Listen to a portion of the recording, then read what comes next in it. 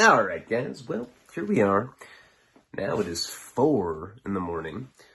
And what have I been doing since my monologue? Well, I had sex with Karina. We've been going steady now for 4 years, and we finally fucked. I'm like, let's do this. No, we did have sex, but and that's all. That's all that's happened. And then I ate chicken legs in bed. Is that how you say that? Chicken legs? Drumsticks. Like a king. Fucked her. I was like laying in bed. She's like, damn. She's like, you're a savage. Just bone me and then eat drumsticks in bed. I'm like, yeah. Yeah, so? What if I felt like expressing myself in that way? She's like, I know. Your dick stinks. I haven't done that for a long while. Alright, so anyway. There's something that, what was I saying? Alright, I'm uploading all of my GoPros. I charged my GoPro. I plugged it in. And now I'm downloading all of it to my MacBook. And then I will upload stuff. I had a really cool painting in that brown package over there. It's of Hunter S. Thompson. It's badass. I bought it off some artist that I'd seen in a Facebook group, I don't know, a couple months ago. I always support people that are trying to make a living doing art. I believe in that. I think it's absolutely nuts that I have people that I grew up with that have like never bought my book. I don't give a fuck who it is, what they're doing. If they're like, yeah, I farted in a bathtub, made bubbles, we recorded it, we called it acid jazz. I'm selling it now on iTunes. I'm like, yeah, I'll buy that. I'll support you, my dude. And then I'm listening to it, and like my dad's like, is that acid jazz again? Turn that shit off. Al-Anon told me that if you listen to that, you might start killing people in my group. I'm like, oh. All right, Dad, I won't, I bought it, but yeah, all right. Turn it off for you, man.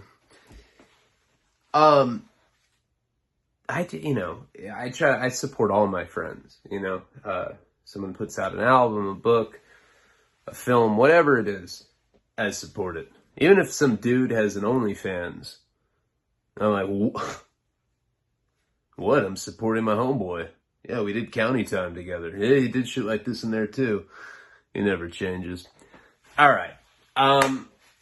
Not going to go into a long, text message from my girl. She said she would try to get some rest. We have a big day tomorrow. I don't even know what we're doing tomorrow.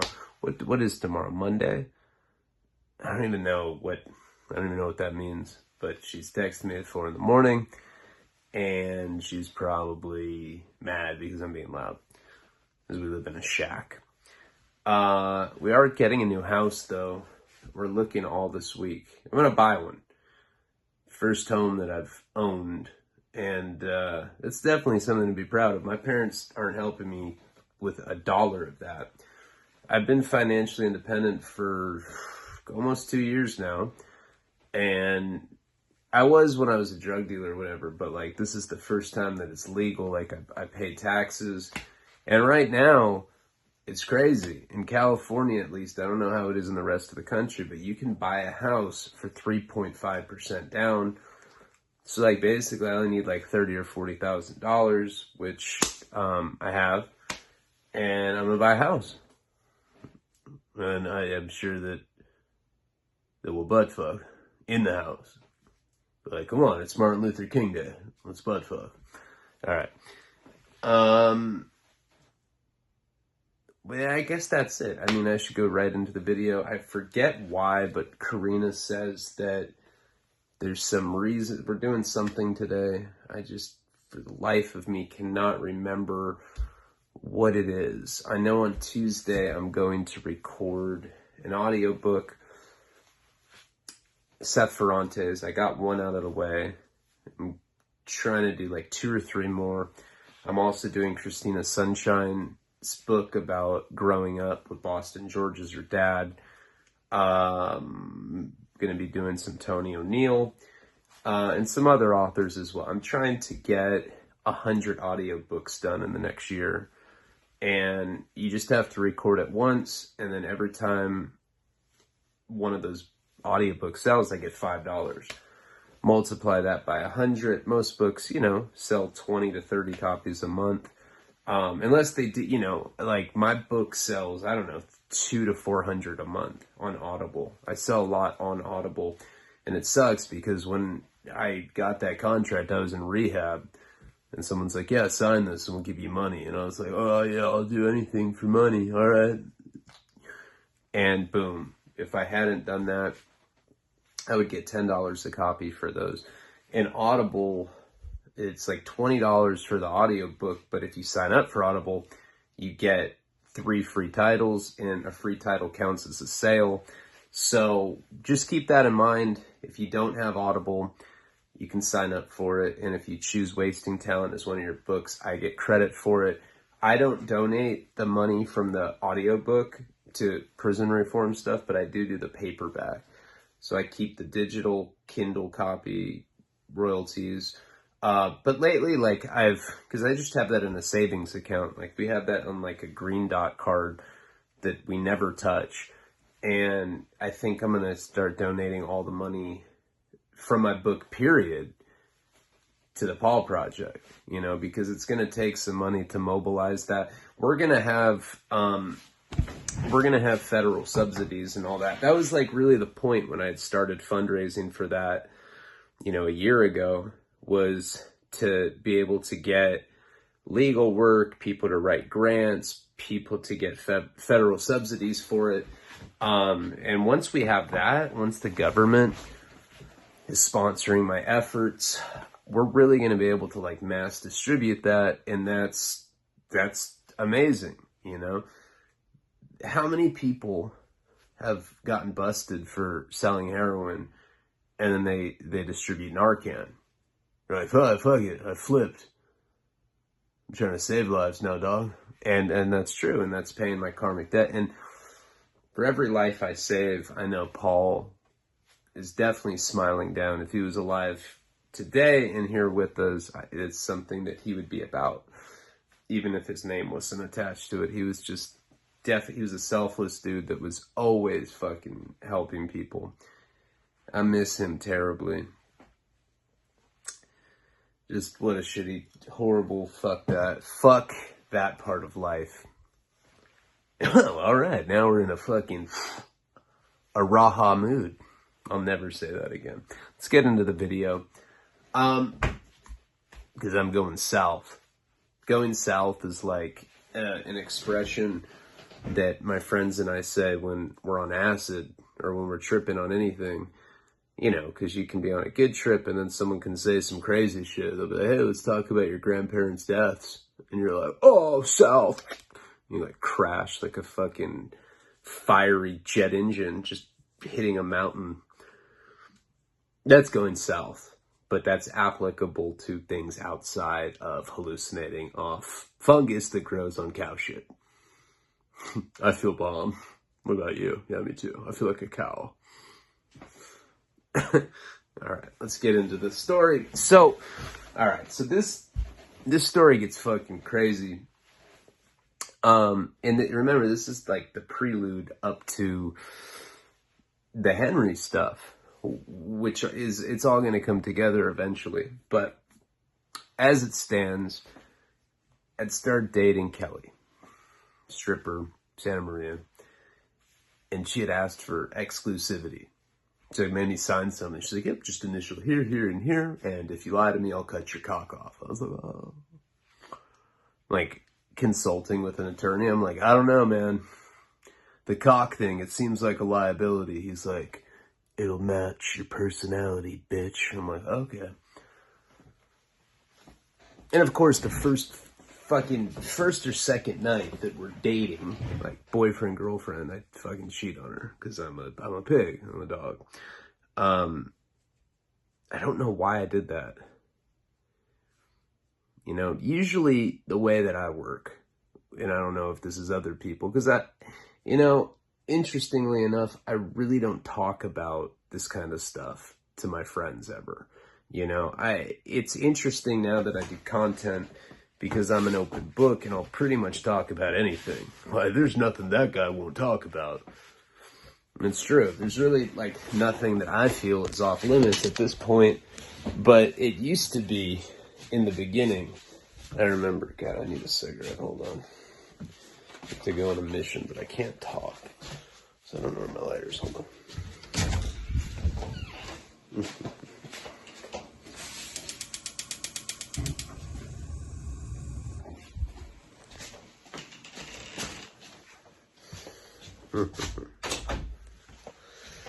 All right. So anyway, I used to be definitely the kind of guy that would not kiss and tell. You know, I was like that most of my life, and I really only started doing that because of Patreon. You know, even on YouTube, I don't really like to talk about stuff like that too much, because the fact of the matter is these are real people. These are not invented stories. Like, these people are real, and I've pissed off some people at various points. And I don't know, I just feel like that's a secret, you know, thing that you do, you share with another person. It's not meant to be talked about to other people, but now I make money off talking about it, so fuck it. I'll just say anything I want. But that's, you know, most of my life that's been a principle. But anyway, the way I used to be with cheating is if a girl cheated on me, I would get back at them. You know, I would cheat just to get back at them. And I've always been like that. I have a fighter mentality, whether it be fist fight or verbal abuse. Girl hurts my feelings, I'm gonna hurt her feelings worse. Cheating, so a girl cheats on me, I cheat on her back just to get back at her. My ex-wife, she was just such a cunt that I would cheat on her just because she was a cunt. Like, hey, she's a cunt. Hey, what up? Yeah, I'll be there in 5 seconds. Tommy, I'll be right there. So this particular girl, though, Kelly, the stripper, 2 kids, she didn't do anything wrong. You know, it was just that Melissa was so bad. It was like, and you'll justify this shit in your mind. You know, and everybody knows what I'm talking about. You'll be there by yourself, and you'll be like, wait a second. This is a once-in-a-lifetime opportunity. I'm not going to fuck this up. Who cares about the consequences? And then you do it, and then you feel guilty. At least for me, I have a conscience. Every time I cheat, I feel really guilty. That had happened the night before with Melissa.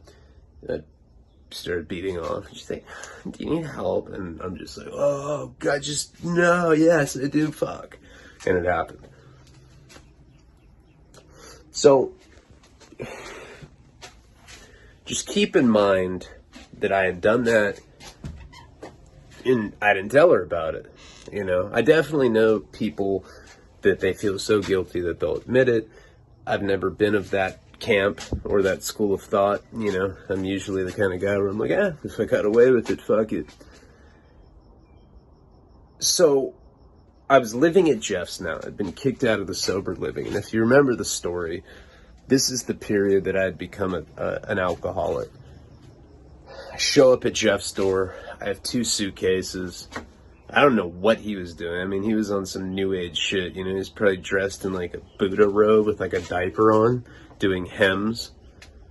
He's like, yeah, I'm listening to right-wing conspiracy shit on YouTube and meditating. I'm like, oh, that checks out. All right, cool.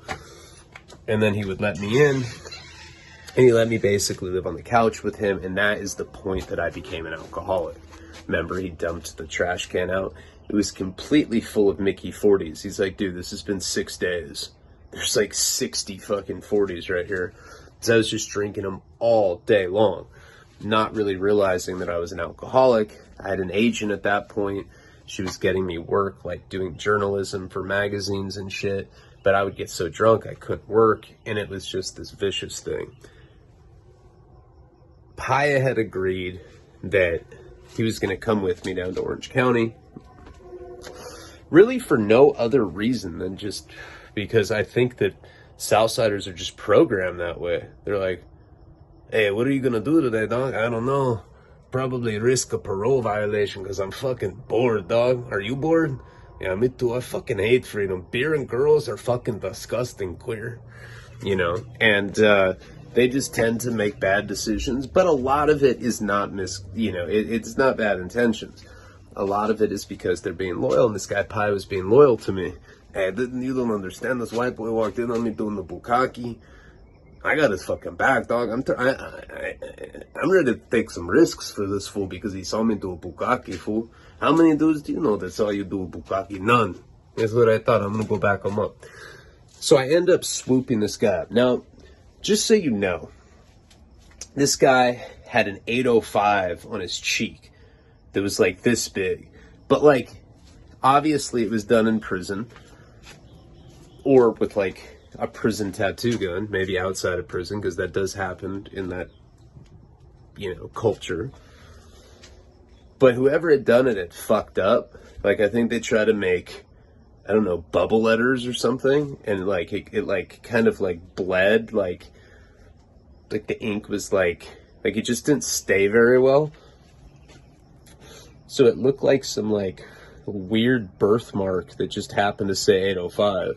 I can't even imagine him like getting that tattoo and like, hey dog, does this look fucking tight? No, that looks fucking, hey, that fucking birthmark 805 tattoo you have is fucking fire, fool. Somebody told him that. So he had this like, at first glance, it looked like he had this huge birthmark. But if you really looked, it was like looking at those magic paintings where like if you look for like long enough and cross your eyes, you see a sailboat. Same shit, but you'd like see 805 and then like a little palm tree would like sprout out of it. He looked sketchy. You know, he looked like the kind of guy that definitely has like a bazooka in his trunk or something. Yeah, dog, I'm trying to do some urban warfare. I'm here for that, fool. He was like that kind of guy. So I swoop him up. And this is the night after I had cheated on Kelly for the first time. And she, like I said, she had gone to prison. She had done 4 years. And interestingly enough, or something that I find interesting, is that her boyfriend, this guy that, like I said, was a homie in high school. You know, he was a guy that I hung out with all the time. He was cool. Good fighter. Ladies, man. Not that that makes somebody cool, but it did, you know. And then he got on meth and he got on heroin. He got really bad off. He told on Preston, and he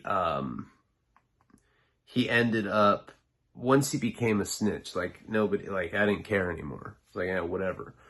But he ended up getting arrested with this girl, Kelly, who he has 2 kids with. He had a Glock. He had a Glock 9. And he had like a couple ounces of meth in the car. He was on parole. They searched the car. They found it. Kelly was such a rider that she ended up taking the beef for him. She's like, I was doing lesbian shit in there. That's how fucking down I am for him.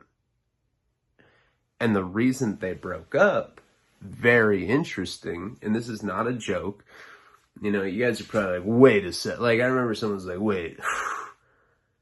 Seems like everywhere you go, you run into perverts. That's weird. Is it weird that I always run into perverts, or is it weird that you're in the drug world and you are not perceptive of it? Because I guarantee you, you've run across the exact same kind of freaks that I have in my time. The drug world and perverted world overlap. A lot of times, like, people that like are like smoking meth, they don't even inhale. They're like, yeah, dude, I'm so spun. Hey, take your pants off. I'm just trying to get a sense of your size. All right. You know, this guy was in and out of jail. There was this girl that I knew, and this is why Kelly left him. This girl I knew named Ashley, real name, not going to say her last name. In fact, she probably watches my channel. She was the most popular girl at a different high school that I went to, and she was like 2 or 3 years ahead of me. She was one of those girls. It was like in Mean Girls or something. I haven't even seen that movie, but I can guess that it's about bitchy girls. She was one of those really popular girls that was mean. She was mean to everybody. She was good looking, but she was a bitch. My friend who's a pro skater, who's actually, we were talking about in the beginning of this series, Danny dated her and fucked her in the ass and she cried. And it was like one of those things. Like, I don't consider myself misogynistic, but when I heard about it, did you hear about Ashley? She got fucked so hard in the butt that she fucking ended up crying. Everyone like golf clapped. I was like, yeah, I like hearing about her being hurt because she was mean. She spit vodka in one of my best friend's eyes that was a girl, this little like 5'1" girl that I'm really good friends with. She spit vodka in her eyes, at a party. And this girl had to go to the hospital. I forget what had happened, but her eyes got doused and she couldn't see for a while. It was pretty crazy. She was hospitalized. Another time I was at a party with Ashley. She was mouthing off to some guy that I know who's now a Hell's Angel. And he just was like, you know what? And he just knocked her the fuck out. And it's the only time I'd ever seen that. And it's probably the only time I've ever seen a girl get punched by a guy and people just kept dancing and shit over her body. They didn't even care because she's such a bitch. She never really liked me. I wasn't a popular kid in high school. It's not like I didn't have a lot of friends, and it's not like I wasn't well known or whatever in the town. It was just that I was a joke. People didn't take me seriously because I was such a fucking junkie. I'm doing blow. I'm bringing antiques to school that I'm planning on pawning at recess. Yeah, recess, at lunch break. I was a total dope fiend and people stopped taking me seriously. I remember very clearly in high school, there was a girl that was probably considered one of the best looking girls in the school. And I was friends with her in junior high. We had a thing or whatever, but we never had sex or anything. But, whatever we did, we kissed, we probably fingered her and dipped it in ink after and put it in my scrapbook. I was like, yeah, I did that today. What'd you do? I'm asking myself rhetorical questions. But I remember she came up to me when I was a junior in high school and she said, I heard you're doing heroin.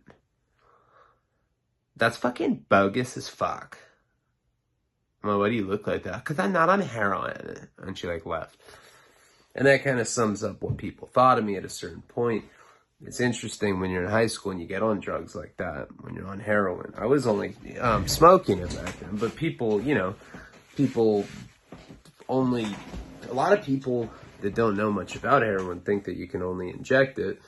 And that really is the only way that I like doing it once I did it that way. But before that, I smoked it. So when people found out that I smoked heroin, there was a rumor going on that I had AIDS and that my dad was donating plasma to try to get me experimental therapy in Peru. I was like, oh, that's pretty fucking accurate. Yeah.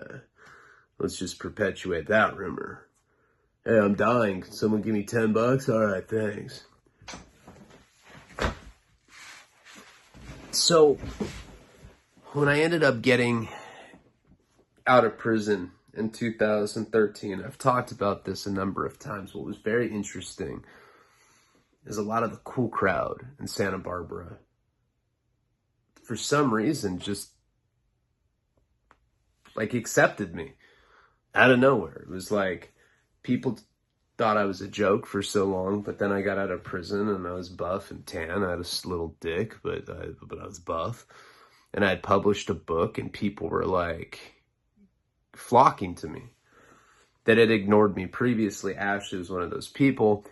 She was very, very, very nosy. And she actually, when I was having my breakdown, she was one of the very vocal voices against me. But this is the thing, guys, and I'll admit this now because you guys are my Patreon family. She had a thing for me. I've heard it from multiple people. She had a thing for me and I never reciprocated. Never did anything with her. I never even entertained that notion because I didn't really like her, but somehow she got in my life and she helped me with various things. I'd be stranded somewhere and she, Western Union me money or Like, she was nice to me. I made an effort, but as far as like romantically involved, we never were. And I think she really, really resented me for it because she hit on me. You know, it's not like it was the kind of thing where it was like, oh, she might want to hook up. It was like, hey, my parents aren't home. Maybe we can go upstairs and I'll suck your dick right now. And I'm like, oh, Ashley, you're so funny. And you just never would happen. Well, Kelly's boyfriend, or husband, she was married to this guy. She had kids with him. She was married to him. And we'll call him Duke, right? So Duke was pretty popular in high school, like I said. And since Ashley was a popular person, you find this a lot, right? And you're probably like, high school popularity, how lame. Whatever. We all went to high school. There is a social stratosphere, and these people were part of it. They were popular in high school. And what happens is you see popular people in high school get out of high school and they just are not cool anymore. They're whack. Most people I know that were popular in high school don't even have social media, right? And there's a reason for that, because their lives are so fucking underwhelming. They're like wearing a Letterman jacket and they're like sitting in some baseball diamond that's empty. They're like, you're like, yeah, dude, you don't got it no more. Most of them don't have social media. But anyway, Duke really went down the tubes on, on crystal meth, right? He got bad on it. And heroin. And when I had gotten out of prison, he started inviting me over to poker games. Kelly was there. This is way before we were dating. And I saw him go from like being like a very good father, responsible, happily married to this girl, Kelly, who wasn't a stripper at that point, but she was bad, you know. She, what ends up happening is he hits rock bottom. His girl goes to prison because she ends up taking the beef for him. You know, she gets caught with the Glock 9, 2 ounces of crystal meth, a scale. She does 4 years. She takes it because she's a fucking soldier like that. While she's in prison, he starts doing weird stuff. But nobody knew what that meant. You know, you just hear rumors like, oh man, Duke is doing some straight up weird stuff right now. Well, what does that mean? Weird, homeboy. Oh, weird. Nobody knew what it meant. So he finally loses everything. They lose custody of their kids. CPS comes and takes them, which is always a very sad situation. Duke is out of options. Hits up Ashley. Ashley's dad owned some sort of big ass company. I forget, like a moving company, but it was big, you know, kind of place that had hundreds of employees. And she ends up getting him a job there. I forget what kind of company it was, but I want to say it was a moving company. I know they had a warehouse. That's all I know. Whatever it was, there was a warehouse where they stored stuff. Now, her dad had vending machines that he owned all over town. You know, they weren't super wealthy, but like pretty well off. Like they weren't billionaires, but they were millionaires for sure. And so at this particular warehouse, they had all of these different coins, right? Or quarters that they'd get from the vending machines. It starts disappearing. So she had gotten Duke this job there. He worked in the factory and he had a pretty high up position, like a manager, like a shift supervisor, whatever it was. Bags of quarters start disappearing, and it's not inconsequential amounts. It's like $2,000 missing at a time, shit like that.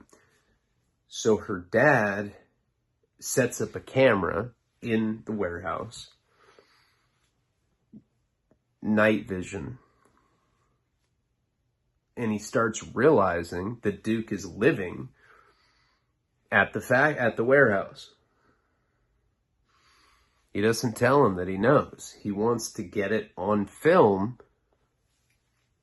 that this dude is stealing quarters from him because it's a large amount. So he's watching these tapes at night. He has it set up where the quarters are. That's where Duke had set up a sleeping bag and he was sleeping. On camera, a dude comes in there with him. Now, the way that he was described to me by Ashley is that the guy looked like Chong. Big old hippie beard, little teeny glasses. Some hippie. He had like rolled up like Levi, sleeves or whatever. And this guy starts coming in there and him and David like leave and he'd go out of the camera sight. I guess Ashley's dad was watching it for like a good week or two. And then one night, because he still hasn't gotten Duke, I almost said his real name. He almost didn't have, he didn't have Duke stealing the quarters. He wanted to catch him red-handed, show him the video, fire him, and even press charges on him. This particular night, after about a week of him seeing him with this dude, you see the guy drop his pants and Duke sucking his dick. Dude on dude, hot action. I'm like listening to this story. She's like, are you paying attention? I'm like, yeah. Yeah, no, I'm just thinking, yeah, it sucks. I always really liked Chong. She's like, it just looked like him. Shut up, listen. So there's this video, not of him stealing quarters, of him sucking a dude's dick. This is true. I'm not making this shit up. This actually happened. You can't make shit like this. It's fucking gnarly. So that was it. Like, Ashley's dad's like an evangelical Christian, and he's like one of those guys that thinks that all gay people will burn in the eternal infernos of hell or whatever. I don't know. Anyway, not only does he fire Duke, but they released this video. So like everybody in Santa Barbara sees Duke sucking this hippie off. I never saw the video myself. If I had, I probably wouldn't admit it, but I never saw it. And it gets back to Kelly, who's in prison. So imagine getting a letter like that in prison. Hey, Kel, it's Rachel. Just living my life out here. Was thinking about you. Wanted to drop you a line. Also, I don't know if you heard, but there's this video that's gone viral out here in the underground. And Duke is sucking off a dude that looks like Tommy Chong. It's pretty fucking bizarre. Alright, that's it for now. Love, Rach. So Kelly freaks out. And I guess she confronted him on it. And he's like, yeah, I was doing what I had to do to survive. She's like, dude, Ashley gave you a job where he was making like $35 a fucking hour. Like, Oh, shit. Sorry. Whoa. This new light system. Alright, so that's what had happened with David, and then by the time I was hanging out with Kelly, like, they had been broken up for like 2 years, but they still had these kids together. It was a complicated situation. That was definitely one of the main reasons why I didn't want to date her. Too much drama and baggage with this dude that I knew. And so what ends up happening is it's the kind of thing where, well, he had called me right after I officially became her boyfriend or whatever. She told him about it. She's like, yeah, so? I'm fucking with a guy that likes girls. Yeah, so? And he's like, who? I'll kill him. She's like, Ryan Leone. He's like, fuck, what? Ugh. So he ended up calling me and he's like, look, I'm going to beat you up if I see you. Like, I'm going to take a lead pipe to your fucking head and I'm going to smash it. I was like, are you sure you're not going to suck me off? He's like, hey, I was on meth. I said, I've been on meth a ton of times. I've never done anything like that, Duke. Like, there's no, like, whatever, you know? I mean, I'm not going to judge you for it, but I am kind of. I'm judging you low-key, dude. So anyway, it was basically known that this, like, if we ran into each other, he was gonna beat me up.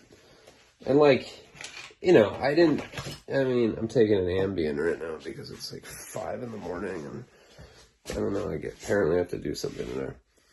So, hold on.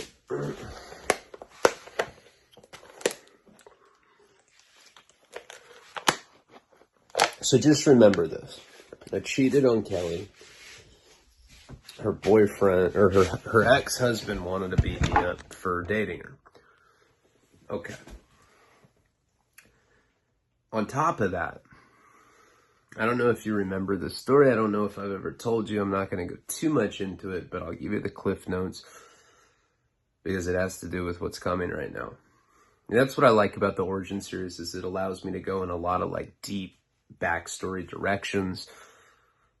And if it works, I think it's an effective storytelling tool. When I was in Florida back in 2005, so the story we're talking about takes place in 2016 or 17 or 16, I think, early 2016. In 2005, I was at the Watershed in Florida, which is one of those like really expensive resort like rehabs. Interestingly enough, my sponsor, not AA sponsor, the sponsor for my channel, Planet Vapor, that guy went to the same rehab. It's just one of those weird synchronistic coincidences of the universe. When I would go there, as you are well aware of, my MO was always, I want a discreet sex hookup with no strings attached, just sex. That was like some spam or something. Maybe it was Preston, I don't know. When I was at this rehab, my whole thing is I would get sober, my self-esteem would be shattered, and I would pursue sluts to leave with. I'd be like, are you a slut? Yeah. All right. We're going on a run then. I love sluts and drugs. And then it would come crashing down and I'd have to go crawling back there with my tail between my legs. One time when I was there, I don't know, it's probably like my 4th or 5th incarnation of the Watershed. This group of girls came in together, or maybe not together, but they were like best friends. You know, it was like a social group. And they were all the best looking girls at this rehab at that time. Intimidatingly so. Where you like are almost like, wow, those might be law enforcement. They can't even be drug addict girls because they don't look like it. All the guys that I were with, you know, and you know how guys are. Like, I'd be talking to them when there's no girls around. They're like, yeah, fool. All I do is sail around the world and just fuck mad bitches everywhere I go, bro. I crash on shores. There's bitches to fuck just on the beaches, bro.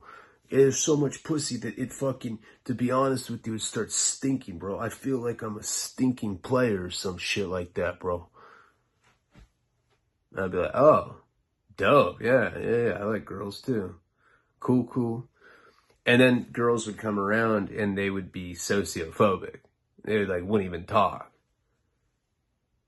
They just like have their head down and you'd like see them like just like squeezing their knuckles, like super nervous.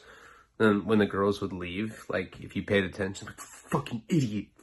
And I'm like, yeah, man, are you all right? Oh yeah, man. I don't know. I just thought I recognized one of those girls from one of the beaches that I'd crashed on. I think she fucked me. Yeah. And then like the girls would come, oh, be cool. And I was the only one that I've always been pretty outgoing and stuff. And so like we're at this group this one day and I write a note and I say, there's something to this effect. Do you girls, because there was this entire group of girls, do you girls Want to have a casual game of truth or dare by the stairwell at midnight? Let me know if you're game. I wrote it on this note and I sent it to him, right? And I like go back to the group of dudes I'm with, the guys that are always bragging about how many girls they kill. Yeah, this pussy, this, you know, this. It's always guys that don't get girls that objectify women like that, you know? Like, truth be told, like, I may joke, but like, I don't talk about women like that when it's like just my friends. I don't objectify them or whatever, you know? I don't know. It's just not my get down, but a lot of people do, especially when you're in prison. But anyway, I go back to this group of guys and I'm like, hey, I just sent this note. Casual game of truth or dare. Yeah, we're on, doggy. And they're like, wait, what did you say to those girls? I asked them if they want to play truth or dare, and they're going to, and then I just, come on, be stoked. I just got the best group of girls to meet us somewhere at midnight. They're like, how do you know they'll do it? So we're watching the girls read the note, and one of the girls looks, and she's like, I'm like, see? Midnight comes. At this rehab. Now, there was the stairwell where other people had hooked up. I'd gotten a BJ there, probably a month or so before that. And I told these guys, I said, at midnight, we're meeting here. You guys will be there, right? They're like, yeah, bro. Do you think I should wear my Ralph Lauren cologne? I'm like, you do whatever you want, brother. Oh, all right. You know, and then they didn't show up. So I'm the only guy that shows up at the stairwell, and I'm with this other group of girls. All the best looking girls there. Start playing truth or dare. They're like, where's your friends? I'm like, fuck those punks. Let's play. So it was me with like 4 or 5 girls. One thing leads to another. I remember like one of the first things is I got dared to show my dick.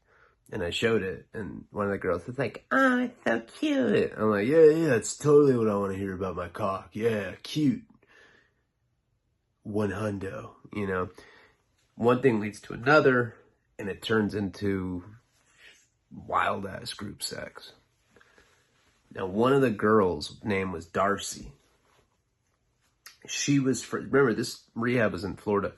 This girl was in, wow, I think she was from California as well. But we met in Florida. She lived in, oh man, I do not remember. Somewhere down south. LA or something. I don't even remember. It doesn't matter. But she lived somewhere in Southern California. Anyway, that was in 2005. A couple years later, when I was 21, and I was just in the throes of addiction. On the timeline of my life, we're talking right after I came back from the Albuquerque series with the gold coins and all that. It was right around that time. And if you remember, at that point in my life, I was selling fake vials of acid. I was doing the fake ID scam, where I'd have people take passport photos, give me, you know, $300, whatever I was charging. It just changed depending on who I was scamming. And I was just burning people left and right, selling people creatine and saying it was cocaine, whatever the case was. I was doing a lot of scumbag shit. This girl, Darcy, hits me up. We had stayed in contact, I believe through MySpace. You know, and she contacted me and she's like, hey, I'm going to be in Santa Barbara. My parents are going up on vacation there. I'm going to be there for a couple days. Can you get a pound of mushrooms? And I was like, yeah, for sure. So she comes up to meet me, and I don't know why I did this, dude, because she was cool. Like, I mean, I was just sick with addiction at the time. And I'm like, yeah, just come get me, give me the money, and you're going to drop me off at this apartment complex. And I knew the apartment complex very well. It was really big. You could go in one entrance and go out the other. So she picked me up. She saw me. We actually made out, too. It was super random. And we were supposed to hang out later that night. But I had to have been really strung out. I was. And so she gave me $1,000 for a pound of mushrooms, and which is, by the way, like, even when I was selling them, that's like what I was getting them for. So I would, if I was going to sell a pound, it would be like $1,500, $1,800 or something like that. But I told her that I could do it for $1,000, and she was stoked on that price because that's a good price for a pound. And I used to get them even cheaper, I think $800. But anyway, she gives me the $1,000, and I just drops me off this apartment complex. I'm like, yeah, I'll be right in. Give me the money. Boom. Walk out the other side of the complex, burn her for $1,000. And with that particular money, I remember buying an ounce of heroin, and I was like planning on selling it, and I ended up doing it all, and that's whatever, you know. I was just a mess back then. So I ended up burning Darcy. Okay. That was in 2007, I think, when I burned her, the girl that I'd met in Florida. And I had sex with her and her friends that night. Like, it turned into some crazy-ass group sex. My ex-wife, you are such a drug addict. She used to have me tell her that story while she played with the vibrator. She was a freak. But anyway, she had tried contacting me a bunch of times, and then I had come up really fat when I was selling drugs when I was 23, end of 21, so shortly thereafter. And I ended up paying back most people that I'd burned, but what had happened with her is, you know, she tried to contact me initially a bunch of times. I was ignoring her calls. I wasn't getting back to her. You know, I tried to pretend, I think, at first that I got busted, but like she figured out I hadn't. Whatever the case was, we had lost contact. And I'd paid back most people that I'd burned, but I never paid her back. So I ended up picking up Paya, the dude with the 805 birthmark tattoo. He's like, hey, dog, hey, I hope this shit gets fucking greasy, fool. I fucking love violence, dog. Hey, I like beating up fucking people and pretending that I'm fucking bitches, fool. You know what I mean? I'm like, yeah, for sure. So I pick him up, and he didn't have a gun, right? But my skinhead friend did. I forget what we called him, but his name was Tiny, right? I don't even know if but that's his real name. The skinhead was Tiny, and the Southsider's name was Paya. So I picked up Paya, and we end up going to Ventura, California, which is like 30 minutes south of Santa Barbara. So we're going to pick up Tiny in Ventura, which is where he was living, and we're both going to mob down there together. And Paya also has, Tiny had guns, or at least one gun. So when we get to Ventura, before I pick up Tiny, we're all set to go down there. I mean, I didn't even know what was going to happen. By that point, Stacy still hadn't contacted me. And of course, I'm assuming the worst. You know, I left her with somebody that I know is a rapist, and I was just really concerned for her. So I just wanted to go down there and see what was up. And I was thinking it might even be like when Lou took me with, you know, to pick up Megan and Mike Virgin. Might be the kind of thing where if I show up with gnarly enough guys, they'll just let her go, and then I'll have peace of mind. We get to Ventura, and I call Tiny. He's like, oh, hey, man. I'm like, what are you doing? He's like, nothing. Watching American History X. The curb stomping part. I fucking love this part, bro. I fucking masturbate to this shit. You know what I'm saying? Fucking black dude gets killed. It's fucking great entertainment, man. Oh, hold on. Yeah, Mom, watch the black guy get curbed. She's like, God damn it, Timothy. I hate it when you watch these violent movies. Mom, I'm on the phone, Ma. Comes back. He's like, yeah. He's like, you know, whatever he was saying. But for some reason, oh, yeah. This is what had happened with him. So when I get to Ventura to pick him up, I call him, and he tells me that his gun is like one of his friends has it, and he's like waiting for him to return it, so we have to kill a little bit of time. And he was the kind of guy, even though he's a big, intimidating guy, he was the kind of guy that I think lied a lot. You know, he just said weird shit all the time. Yeah, man. Yeah, my daddy, he invented the Lamborghini.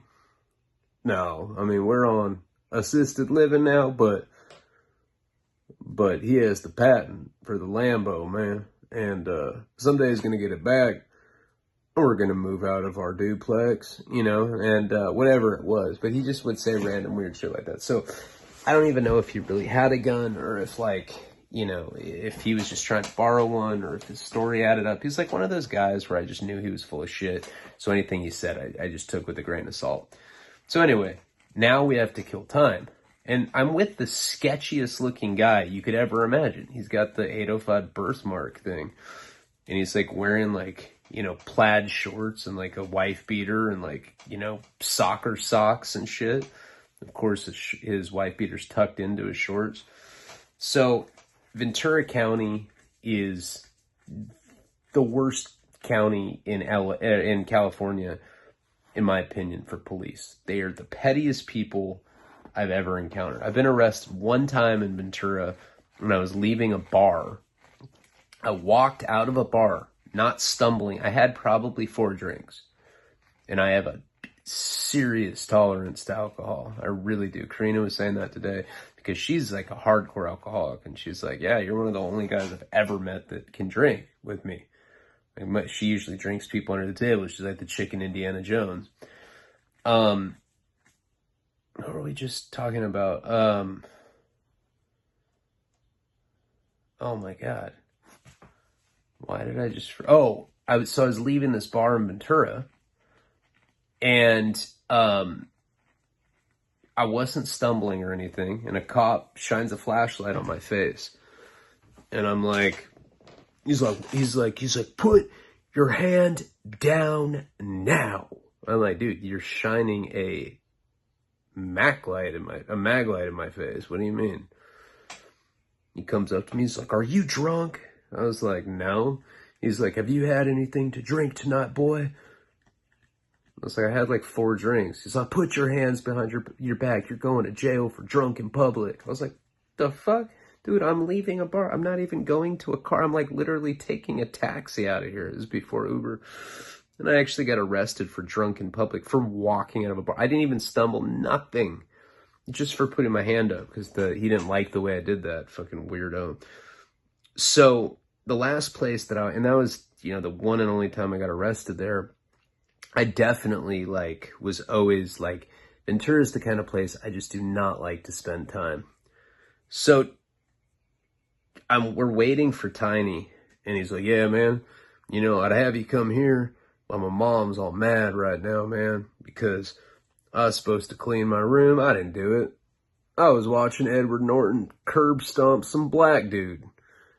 Why the hell would I clean my room when I could do shit like that instead?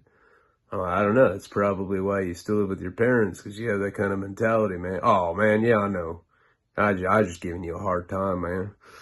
So I'm killing time, and we end up going to this, and I was like, what do you want to do, Paya? He's like, hey, dog.